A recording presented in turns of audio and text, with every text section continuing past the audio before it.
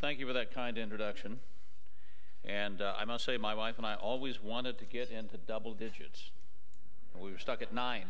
We wanted that extra digit. And talking to you over breakfast about your, 23, 25? Yeah, it's not a competition. Okay, we're going to talk today about China. And something I've been talking about for a while now. I was the first American social scientist allowed into China back in 1979 when the bamboo curtain came down after 30 years of hiding from us what the Chinese Communist Party had wrought in that country. And so I went to South China to a people's commune about 80 miles up the Pearl River from Hong Kong, and I arrived just in time for the beginning of the one-child policy. And some of you may have heard the news that China has announced the end of the one-child policy. And since it began when I was in China, you might think that I would be jumping up and down and celebrating the end of the one-child policy. You'd be wrong, as I will tell you in a minute. But so I was there at the very beginning.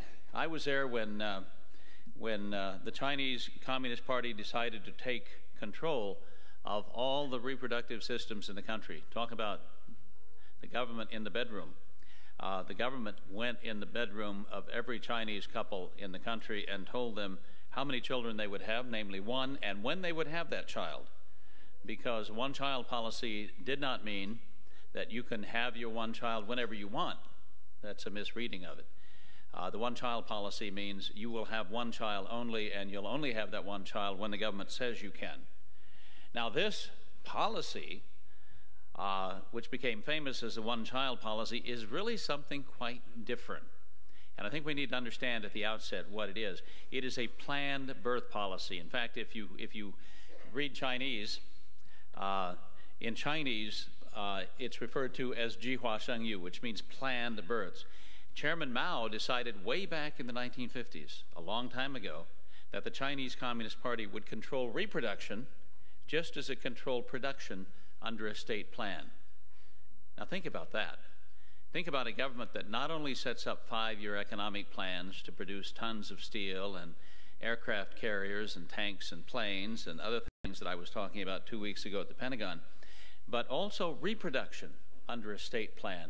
The 5-year economic plan in China doesn't just talk about economic production, it talks about reproduction as well.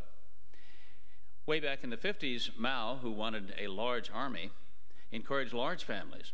He also herded everybody into huge people's communes with anywhere from 10 to 100,000 people working the fields in common. Of course, collectivism never works, and when they were told to work the fields in common, they did as little work as they could, knowing that other people would be there in their place. The commune system failed. There was a famine following the Great Leap Forward in 1960, and 42.5 million people died. 42.5 million people died. That's a number that comes from a former Chinese government official who went from province to province collecting statistics. I know in my area, there was a mass grave outside the village I was living in where 200 souls were buried. Most were very old or very young. The first to die during a famine, of course, are the elderly and the newborns. 200 people. There are villages in China that once existed that no longer exist because every living soul died. So he decided after that failure, which was his failure, that China had too many people. And so he began to carry out sterilization campaigns in the 1970s. And by the time I got there in 1979, they had moved to the one-child policy. Now, it was mentioned that I was formerly on the other side of this issue. Yeah, I was way on the other side of this issue. I was an atheist. You can hardly get further from God than that, denying his very existence. I was also a big proponent of population control because I had been forced to read, force-fed really, Paul Ehrlich's book, The Population Bomb, in college. Forced to read it, I think, 4 times in 4 different classes. What it had to do with sociology, I don't know, but I was forced to read it anyway. And then Paul was a colleague of mine at Stanford University, where I was teaching before I went to China. So, of course, he was, some of you may have read the book, had the misfortune to read the book, hopefully not 4 times. But he began the book with the famous phrase, "The battle to feed humanity is over. Hundreds of millions of people will die of starvation in the 1970s. Well, he got it wrong. Those of us who were alive in the 1970s, and some of you in the room I see clearly were, like me, you recall that hundreds of millions of people didn't die in the 1970s. Instead, we had the Green Revolution, where Norman Borlaug, who won a Nobel Prize for his research, was able to produce strains of rice and wheat and other grains that doubled and tripled and quadrupled production of grain. The only famines that occurred in that period of time, we've already talked about. They were famines caused by communist parties' mismanagement of the economies, the agricultural economies of their countries. But that's the attitude, those are the views that I took with me into China, and I have to tell you, it took months for my Chinese friends to convince me it wasn't so. It took months for them to convince me, first of all, that the Chinese Communist Party had not been a great blessing for China. The mass grave helped a lot in that regard. But then it was, in the evening over a bottle of rice wine, they would tell me stories, horror stories of the political campaigns and the persecution and how the Chinese Communist Party was really out for itself, not for the people. This is a map of China, of course, and where it says I was here, and that's where I was, right up the Pearl River from Hong Kong, in one of the wealthiest parts of China, which had been terribly impoverished by the Chinese Communist Party. I went to China. China was the ugly poster child of overpopulation in those days. And I went with the idea that the population bomb was ready to explode there. And so I initially thought, so I was there in the village, first American social scientist allowed to do research in the PRC. I knew the local dialect of Cantonese already. I could speak, read, and write Chinese, but it took me a while to learn not to tuck in my shirts. I blended in a little better after I did. There were people everywhere. The Pearl River Delta is one of the most densely populated rural areas on Earth, which confirmed me in my view that China had too many people. Then the one-child policy began. Now, in theory, I had been in favor of it. But in practice, what I saw was this. In practice, I saw neighbors of mine, their wives arrested for the crime of being pregnant. I saw arrest warrants issued for pregnant women. And in the box where you write the crime that they're being charged with was written the words Huayun. The character is Huayun, which means pregnant. And they were taken off away from their homes and families. They were locked up in detention centers miles away from their homes. They were not allowed visits by relatives, friends. And then they were taken one by one into the local medical center, which for the purpose of the campaign had been converted into an abortuary. The picture here, I have lots of graphic pictures taken from China at that time and on later trips, which I will not show you because we've all just had breakfast. But the woman in the picture is 5 months pregnant, and she's being given a lethal injection into the uterus, into the unborn child, which is intended to cause the death of the child, does obviously, and usually results in the now dead or dying baby being expelled in 24 to 48 hours. The uterine contractions begin. When that doesn't happen, or when the woman is 7, 8, 9 months pregnant, the Chinese government tells the doctors to do cesarean section abortions. They open the women up and kill the babies. When women, finally, I should tell you that when women are brought in to these clinics, when they're already in labor, the doctors actually wait until the baby's head is crowning and then give a lethal injection into the soft spot, the fontanelle. I was there in the operating room while this was happening. And something happened to me. Something profound happened to me when I was there witnessing these crimes against humanity, because it was clear to me that these were crimes against humanity. You know, there were Nazi doctors after World War II who were put on trial at Nuremberg for forcibly sterilizing 7,000 Polish women. And it was declared at the time to be a crime against humanity. Well, the Chinese government, the Chinese Communist Party, has been carrying out similar crimes against humanity for over 30 years now. But witnessing the death of nearly full-term infants who would have been born in a few days, a few weeks, witnessing their death, seeing a forced sterilization performed on a woman who's crying and has to be held down, seeing a woman who's 8 months, 9 months pregnant being aborted by a cesarean section, leaves no doubt in one's mind what is actually happening. So I had considered up to that point that abortion was a matter of choice. These women were there not because they chose to be there. These women were there because they had been forced to be there. They were taken under escort. The operating tables had straps where they could be tied down, arms and legs, so they wouldn't fight the operation. And it became clear to me that an abortion was a great evil. The taking of the life of a tiny son of Adam or daughter of Eve who deserved to live, who had committed no crime, who was innocent of any wrongdoing and yet was being sacrificed in the name of population control. The children were killed. The women were grievously wounded, obviously, not just by the operation, not just wounded in body by a cesarean section performed in assembly line fashion by People's Liberation Army doctors who didn't care really whether they lived or died. They were there under orders. They were there under orders to do as many sterilizations and abortions in as short a time as possible. There were women who died of sepsis following these operations. There were also women who killed themselves. China has the highest rate of suicide in the world. And unlike other countries where most of the suicides are men, in China most of the suicides are women. And unlike other countries where most of the suicides are the elderly, in China most of the suicides are young women in their 20s and 30s.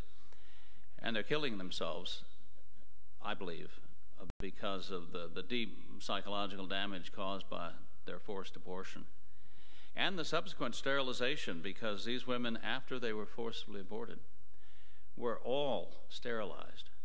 And they were sterilized by a government which was determined to make sure that they did not conceive in the future any illegal children.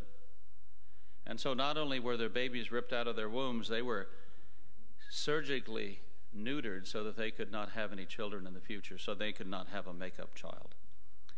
And many of them, in despair, ended their lives. 500 Chinese women a day commit suicide.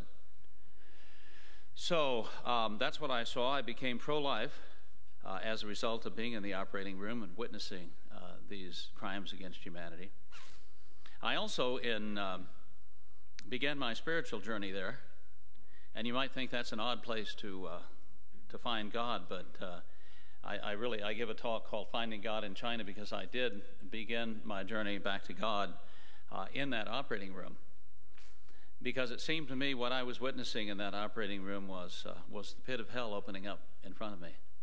And I was surprised to see evil, the face of absolute evil, because I had been convinced by my colleagues at Stanford University, which is one of the high temples of atheism, secular humanism in our country, that evil didn't exist, that morals were relative, that ethics were situational, that it all depended on where you stood.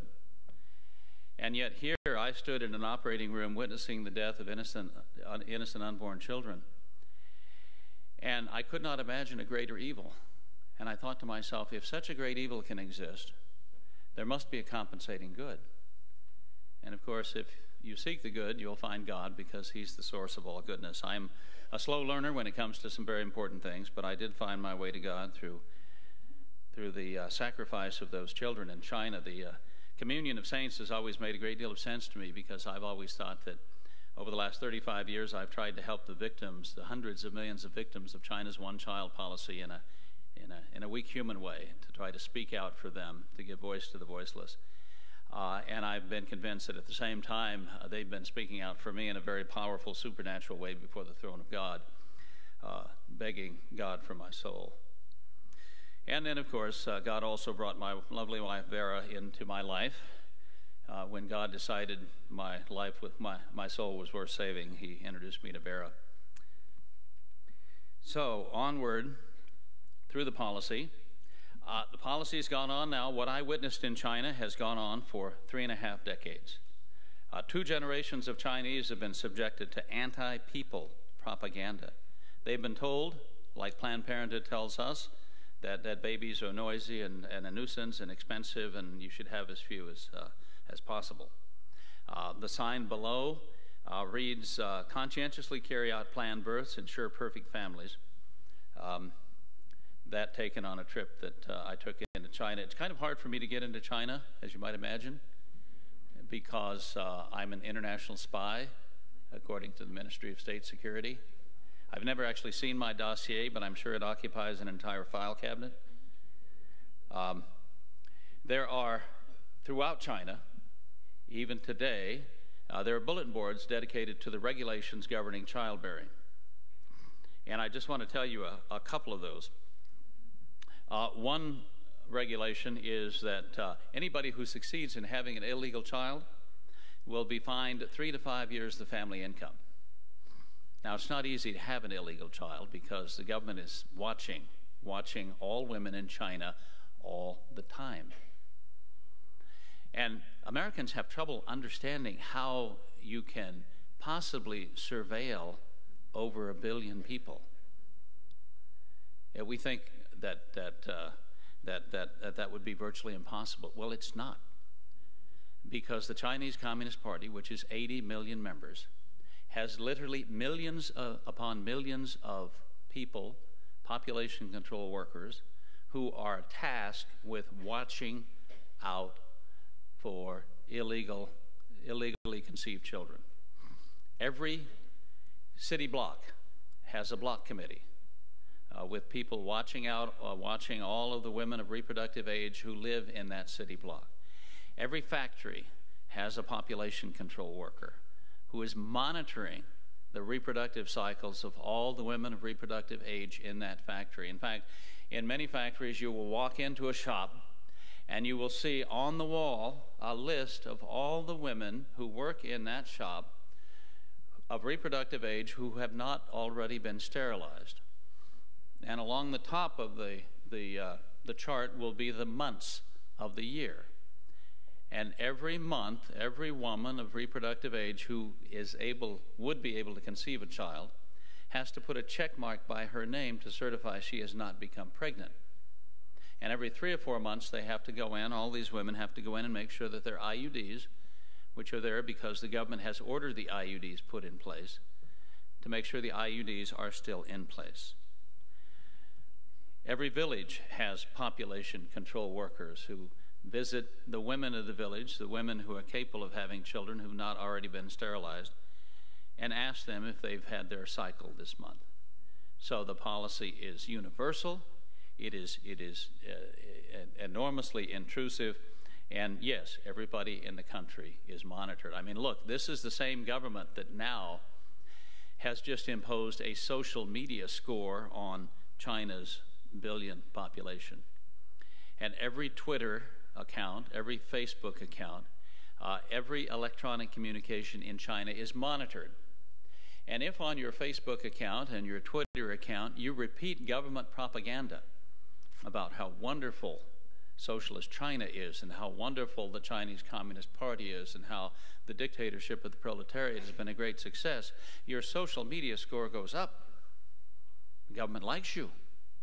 On the other hand, if you tend to forward emails or tweets from people who are critical of the government or critical of, say, the birth planning policy, the population control policy, if you retweet things that put the government in a bad light, your social media score goes down. And if it goes down too low, all of a sudden you're blocked. You're off social media altogether.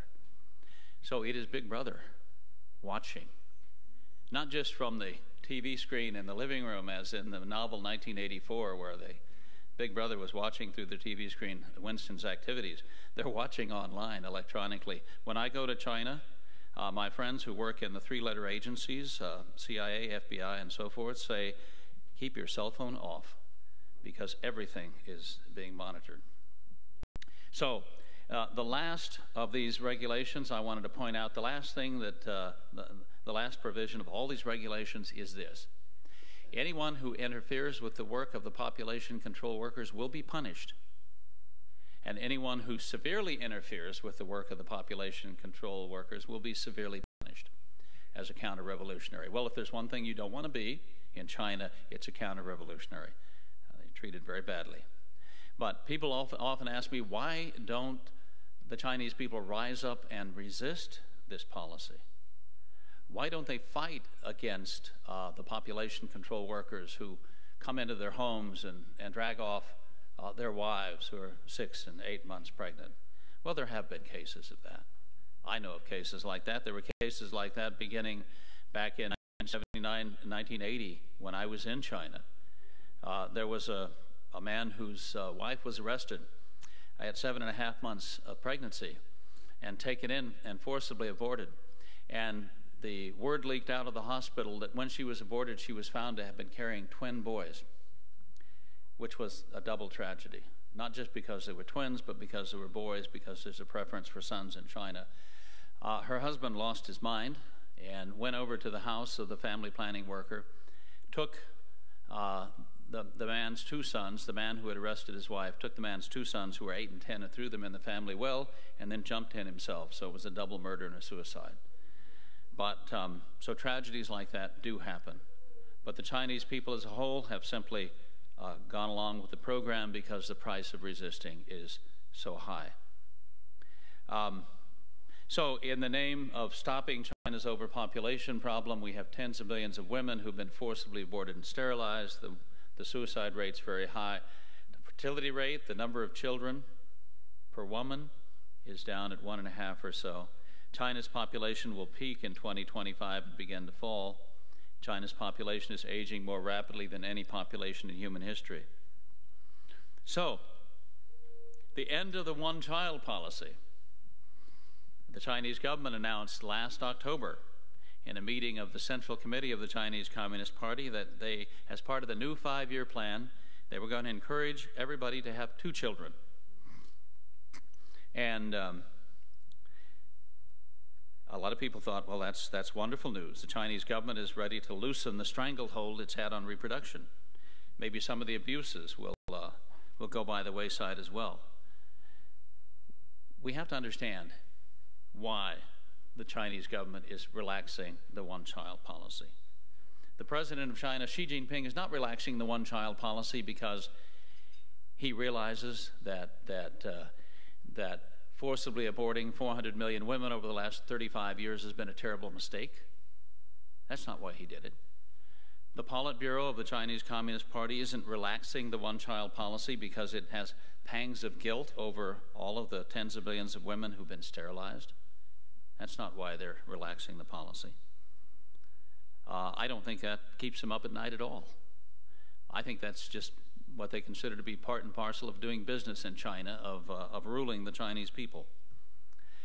The party is backing away from birth limits, not because senior party officials have suddenly developed a conscience, but because they have finally realized that a shrinking workforce and rapidly aging population is crippling China's economic growth. Last year, for the first time, China's labor force shrank by almost 4 million people, which is a pretty good trick in managing the world's largest population. The over 60 population is just exploding, and I'm very afraid in the future that the Chinese government is going to launch another population control program, this time not directed at young pregnant women, but directed at the elderly, directed at people that Hitler would have called useless eaters, which is a phrase that you also are beginning to hear in the Chinese context. It would not surprise me in the least if the Chinese Communist Party decided that people who are retired were an undue burden on the economy and should be encouraged to to make a quick and final exit from the Chinese scene. It would be nothing more than they're doing now, except directed at a different segment of the population, not directed at the unborn, but directed at the elderly. The elderly population is going to more than double by 2050, and China is growing old before it grows rich. And the strains on China's economy will continue. Now, so Beijing realizes, for economic reasons, that it has to relax the one-child policy and start encouraging births. Of course, the Chinese government can't admit, and the party would never admit, that the planned birth policy has been a terrible mistake, because that would delegitimize them. They've told the Chinese people for 35 years that forcibly aborting and forcibly sterilizing hundreds of millions of women was the only way for China to solve its population problem.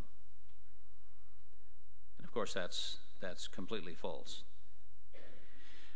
You look now at other countries around China. You know, we have a lot of countries in the world where the birth rate is falling because of rampant abortion, and in some cases because of population control. But China, for example, looks at Japan and sees Japan, which legalized abortion back in the 1950s, which by 1964 had a birth rate that was below the number needed to maintain the current population, and how has a population that's actually shrinking. The Japanese population is shrinking from year to year, and sees that Japan is now in a demographic recession, a recession caused by too few people. There are 8 million homes in Japan now that are unoccupied because there are too few people to fill them.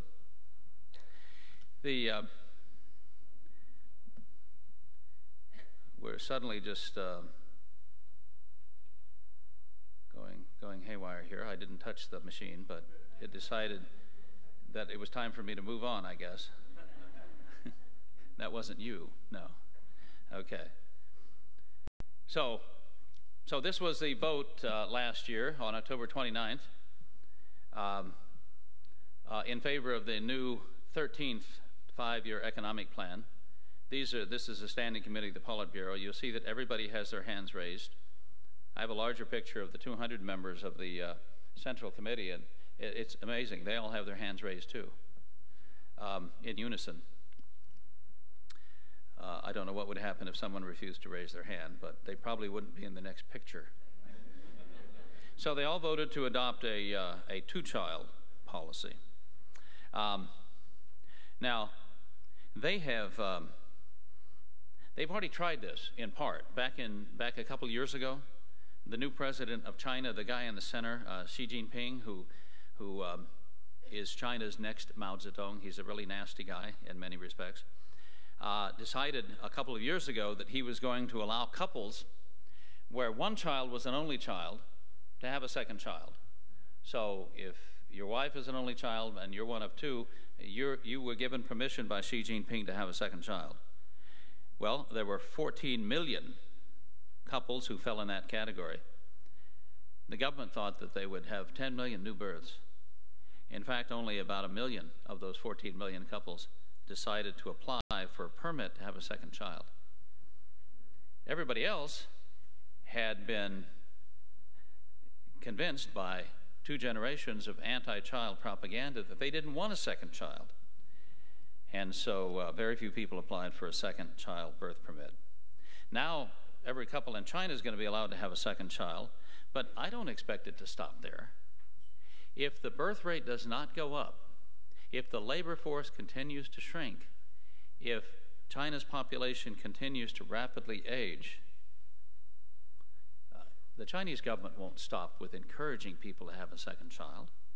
Having a second child will become mandatory. The government will do whatever it thinks necessary to produce the number of children it wants to produce under a state plan.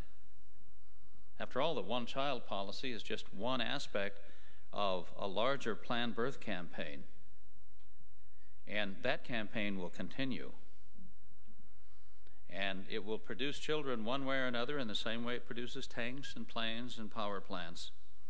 And If the Chinese people refuse to conceive and bear the number of children the state demands, childbearing will become mandatory. It would not surprise me, and again, this is something that people who live in the relatively free atmosphere of the United States and Europe have difficulty even conceiving. But if the Chinese people refuse to conceive and bear the number of children the state demands, childbearing will become mandatory. Women will be required to be inseminated. Regular pelvic examinations will be instituted to monitor their pregnancies, and abortion will be forbidden. This is already happening in North Korea. You all know Kim Jong-un, the madman who runs North Korea, who has put his nuclear weapons on alert, all 5 of them, and fires off missiles from time to time to show how manly he is.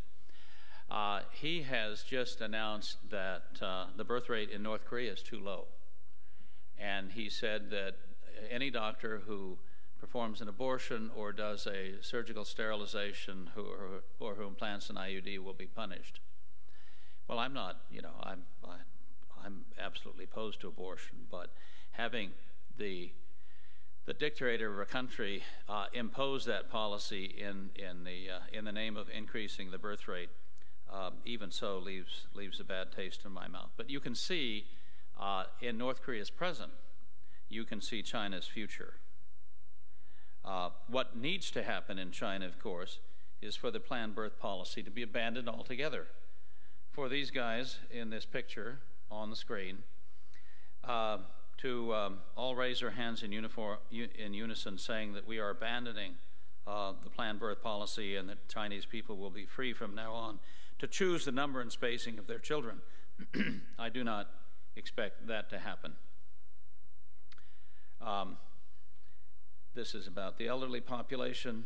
China's population is increasingly male. I did want to talk to you a little bit about the tens of millions of little girls who've been eliminated from China's population. They've been eliminated in the early days. Back in the 1980s, they were eliminated by female infanticide. In the villages, a bucket of water would be kept by a bed where a woman was in labor. And the midwife who was delivering the child would be under orders to not allow the baby to live if it was a little girl.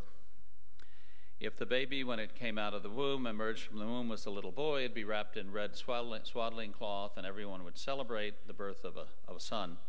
If the baby, as it emerged from the womb, was a little girl, she would be taken and plunged into the bucket of water before she was allowed to draw her first breath and killed.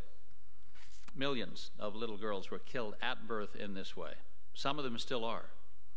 But then as we get into the late 80s, we had the advent of ultrasound machines in China. I was invited down to Australia probably in 1988 to testify before the Australian Senate on whether or not the Australian Aid Agency should send 7,000 ultrasound machines to China. I said I thought that would be a very bad idea, because the ultrasound machines would be used for one purpose and one purpose only. They would be used to detect the sex of the unborn child, I said, at 18 or 20 weeks. And if the ultrasound picture revealed a little boy, the pregnancy would continue. If the ultrasound picture revealed a little girl, she would be aborted. I said, that's what these machines will be used for. It won't improve prenatal care in China.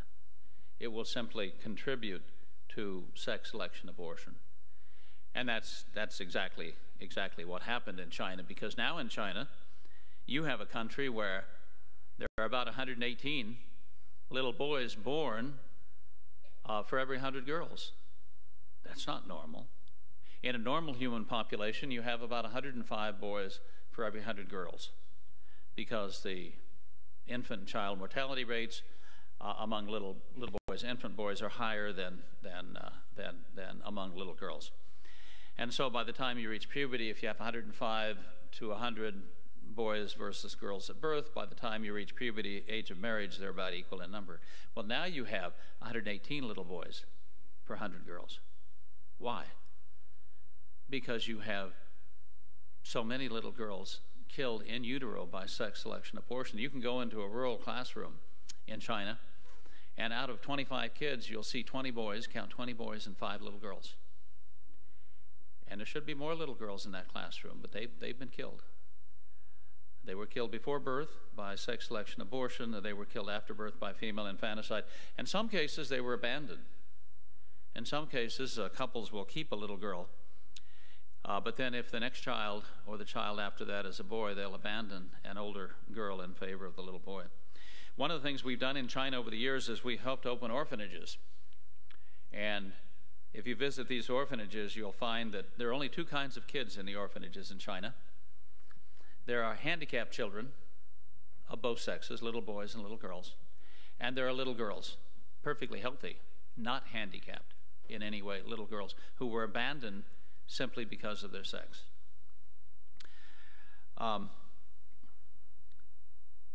The one-child policy has meant that Chinese couples who are encouraged by the government to only have perfect children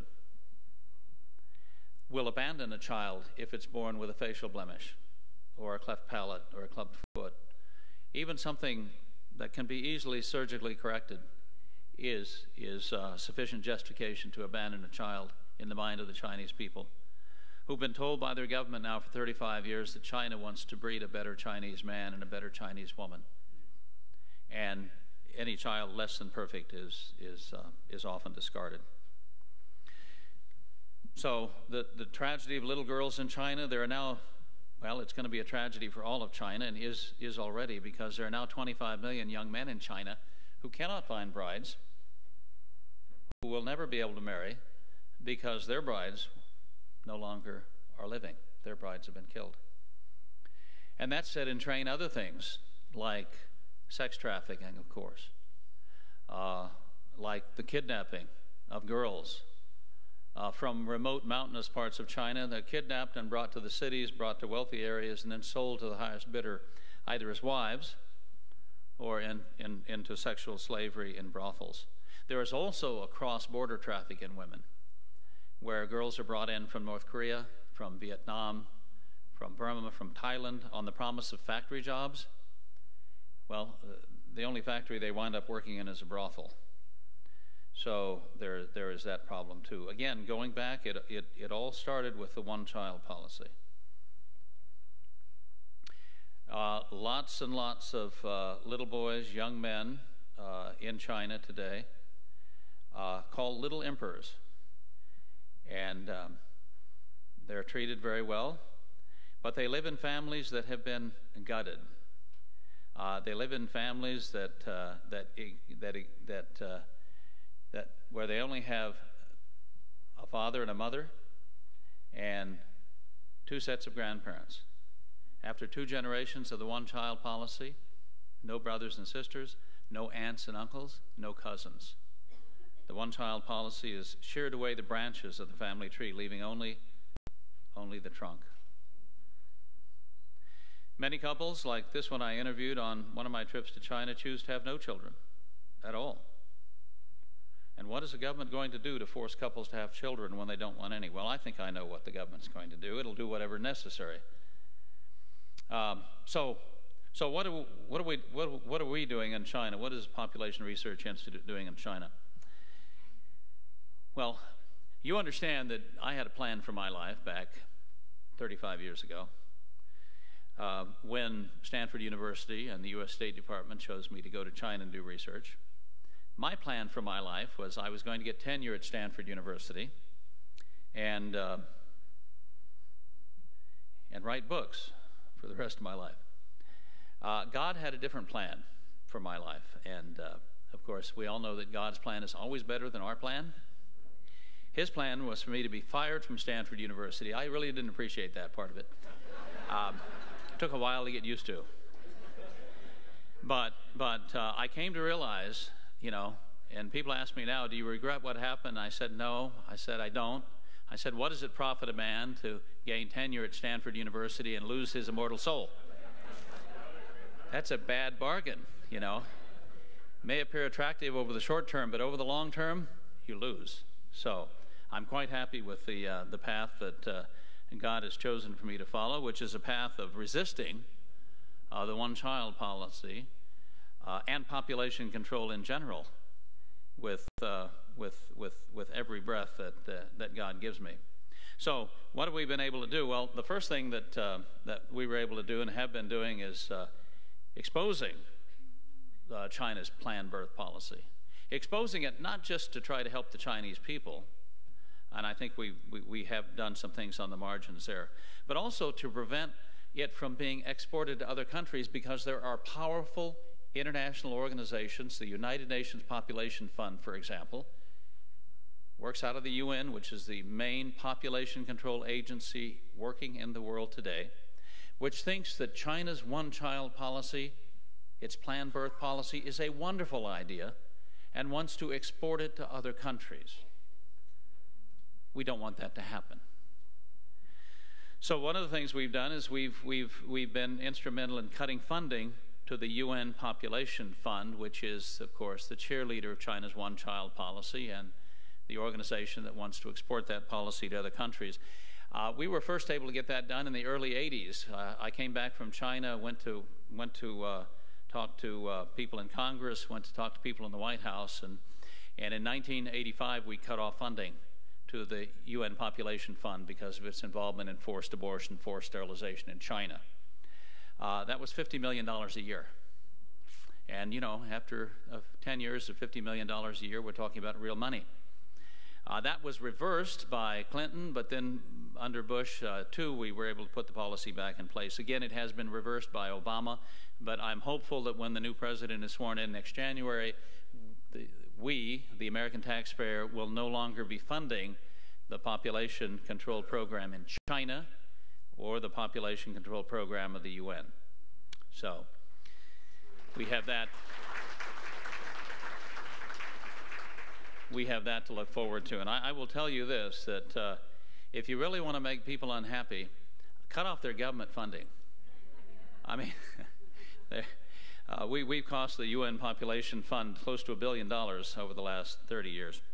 And the money has gone into child survival programs, by the way, for the most part, which help to eradicate typhus and typhoid and other tropical diseases that kill so many infants and small children in the third world.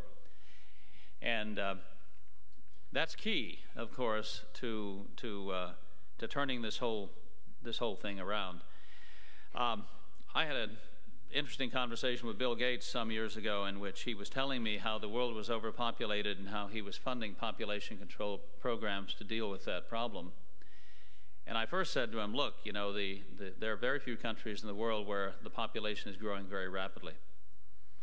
And I said, second, the only reason that some people in some countries in Africa and Asia and Latin America still have 4 and 5 children is because they expect 1 or 2 of those kids to die before adulthood.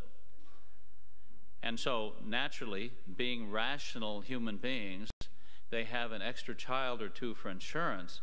I said to Bill Gates, if you're worried about high birth rates, the best thing you can do is lower the child and infant mortality rate. Find a cure for malaria, for example.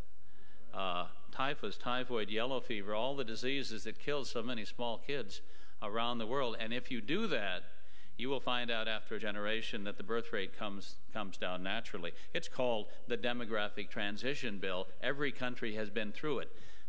Death rates fall and then birth rates fall subsequently. Our long-term problem is not too many people. Our long-term problem is too few people, because every country that's been through the demographic transition now, Europe, in Asia, every developed country in the world now has too few children to maintain the current population, the United States included. The other thing we've done in China specifically is we have created safe houses, safe spaces, where the Chinese women fleeing forced abortion can go. So we rent apartment complexes, not apartment complexes, we rent apartments and homes where a half a dozen or more young women who are pregnant outside the state plan, pregnant with illegal children, can go and seek sanctuary. And generally these women come to us with nothing but the clothes on their back, and we provide them with shelter and food and clothing. and then we help them with the expenses of birth. And after they have their baby, of course, they can't go back to their native place. They can't go back to the village or the town where they came from because they're on a watch list. If the officials see them with a baby, they will be punished. They'll be fined. In some cases, the babies have actually been taken away from them and sold by officials. So we have to help them relocate to other parts of China. Of course, they don't like to just sit around, and so they share the household chores. They eat together, but they also pray together. In every safe house, there's the Blessed Sacrament is reserved, and priests come in when they can. Underground priests come in to pray with them and say the Mass. They pray daily. The other thing they do with their time is they make rosaries. Now, I generally avoid buying things made in China. This is an exception, okay? Now, the ladies sit around while they're making babies. On the one hand, they're also making rosaries, and I have some with me today. If anyone is interested in supporting the Safe House in that way. But so you do what you can. I mean, we save several dozen babies a year and mothers. Most of the women are married. Some of the women are unmarried, because in China it is illegal for an unmarried woman to conceive and bear a child. So there are no out-of-wedlock births in China that the government can prevent. So it is also true that some of the women in the safe houses in their early 20s, and they're married in the eyes of their family, but the state won't let them get married because they're too young. The state has said that women can't get married until they're 24, 25. Men can't get married until they're 26, 27. So young couples who get married in a village ceremony or get married in an underground church, right, a home church, can't register their marriage with the government. If they get pregnant, the government says, you're not allowed to have a child because you're not legally married, when in fact they're married in the eyes of God. Why do they come to us? Well, here's a mother of four who had a very interesting story. She's holding her fourth child. That's a fairly rare thing in China. She had her first child, legally, of course, and being from a village, she was allowed to have a second child after a wait of 4 years. Then she became pregnant with a third child, and she didn't tell her mother because her mother's a population control worker. And her mother, of course, like all population control workers, was under orders not to allow any illegal children to be born in their town. And if she, as a population control worker, did not succeed in forcing women pregnant with illegal children to have abortions, if an illegal child was born, she would be criticized. The mother would be criticized and punished and would lose her bonus at work, could potentially lose her job. So here's the mother, the population control worker. Here's the daughter, pregnant with a third child. The daughter hid her pregnancy as long as she could. But pregnancy is not the sort of thing you can hide forever, is it? Especially from your mother. So about 5 months gestation, her mother said, I know you're pregnant. I'm taking you in for an ultrasound. So they went to the local clinic, and she forced her daughter to lay down on the table. And her daughter, this woman in the picture, is thinking, this is it, my baby's life is going to be sacrificed. My mother's going to discover that I'm pregnant illegally, and she's going to order an abortion. She's going to order her own grandchild aborted. Well, the ultrasound technician started wanding her stomach, and wanding, and it seemed to go on for a long time, and finally, while this young mother was praying frantically, finally, the ultrasound technician looked up and looked puzzled and said, you seem to have something like a tumor in your uterus, she said, but you're definitely not pregnant. So that satisfied the mother. The daughter, of course, knew she was pregnant, so she came to us. And, 4 months later, she did not have a tumor. She had a healthy baby. But I believe that because of her prayer, that you know, the Holy Spirit, her guardian angel, protected her unborn child from being seen in the ultrasound. So now they have 3 children, and she got pregnant again with a 4th because she thought, you know, when you find something you do well, why stop? Yeah. So, and she knew where she could go, so she got pregnant again, and this time she had. This is baby number 4. We had to help the family relocate into a nearby city because she obviously couldn't go back to her village. I think relations with her mother are still fairly tense, but I think the babies will grow on her mother over time, and that'll solve the problem. So look, I promised you I wouldn't show you overly graphic pictures, so I blurred the one. But I just want to tell you 2 more stories, and then we'll have some time for questions. On the right is a bucket filled with water and a drowned little baby girl. Okay, that picture tells the story itself. On the left is a woman with a dead baby on the bed beside her. This woman was pregnant with her 2nd child. And when the government found out about it, they took her in by force. I have pictures of the bruises on her arms and legs. She was taken in by force and given a cesarean section abortion.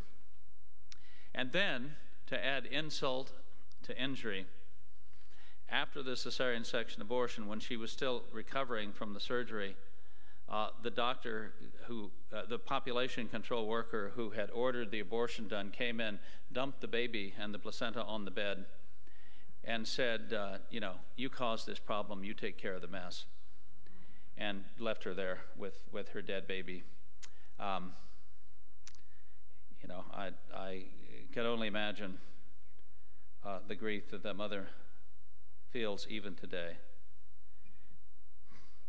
So, that's the one-child policy in China. And the one-child policy may be over, but a 2-child policy will still mean forced abortions of 2nd, 3rd children. It may mean forced pregnancy in years to come, and it will certainly mean other abuses as well. It is still illegal for single mothers to be mothers in China.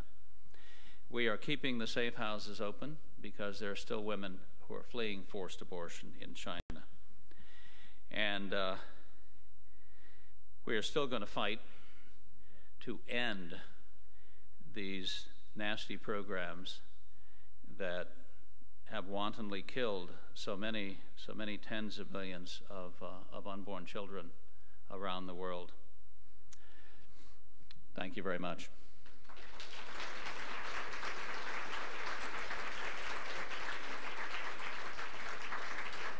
Thank you. Do you want to announce questions? Yes, actually, both. Yeah. Right. There you go. Thank you.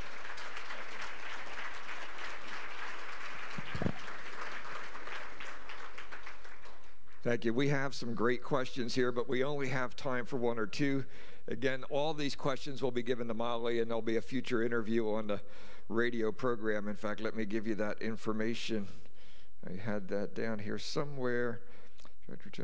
Weekdays from 9 to 10 p.m. on 1220 a.m. 9 to 10 p.m., 1220 a.m. with Molly on a radio show.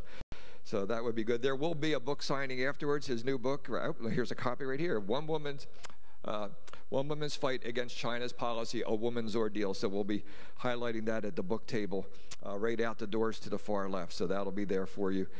Boy, there's so many great questions. One I already asked you is Reggie Littleton was one of my most favorite speakers of last year. You had influence on her? Oh, Reggie's an old and dear friend who came to see me probably in 1996 and said, I'm really touched by the plight of Chinese women and Chinese children. What can I do? And I said, well, we need help in exposing what's going on in China. And Reggie has thrown herself into this work. She's been to Europe, testifying before the European Parliament. She's been in Congress with me, testifying before Congress. She's been a great help over the years. And she, like me, of course, knows that the end of the one-child policy does not mean the end of the planned birth program, and that's ultimately the problem. The government has no business dictating to couples how many children they should or shouldn't have. Okay.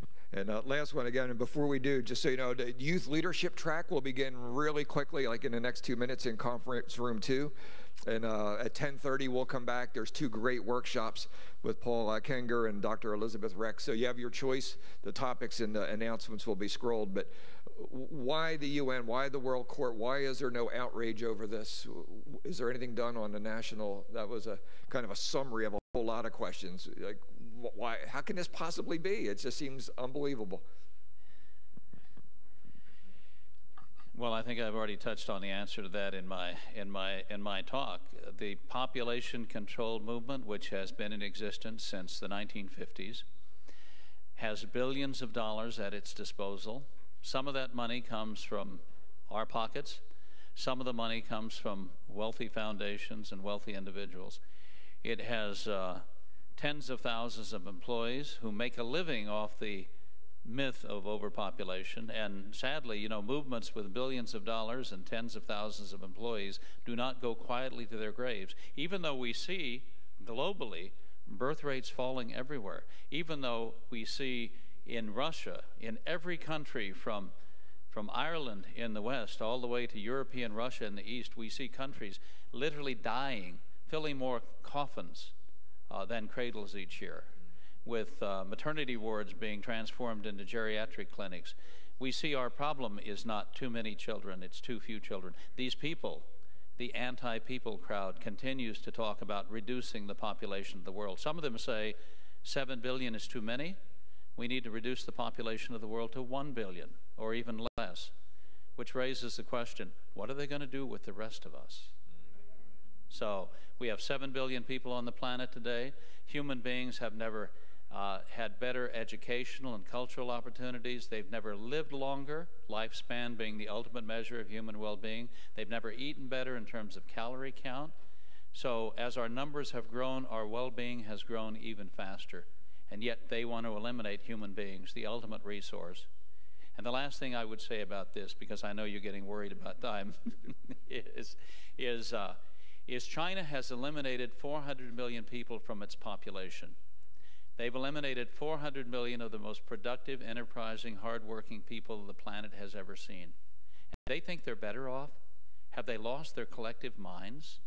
You can crunch the numbers and calculate that every baby born in China will produce $5,000 or $10,000 more over his or her lifetime than they will consume. So every forced abortion is the death of a small fortune by Chinese standards. Multiply that by 400 million, and you'll see that China has compromised its future. In the United States, you can crunch the numbers as well. And every baby born in the United States over his or her lifetime will contribute $500,000 more to the national economy than they will consume over their lifetime. So every abortion in this country is the death of a small fortune. And we have eliminated, extinguished, not just 55 million lives, we've eliminated, 55 million fortunes. We've made ourselves all poor, not just morally, not just socially, but economically as well. Human beings are the ultimate resource, the one resource you cannot do without. Amen. Amen. Amen. One more time, thank you for Stephen Mosher.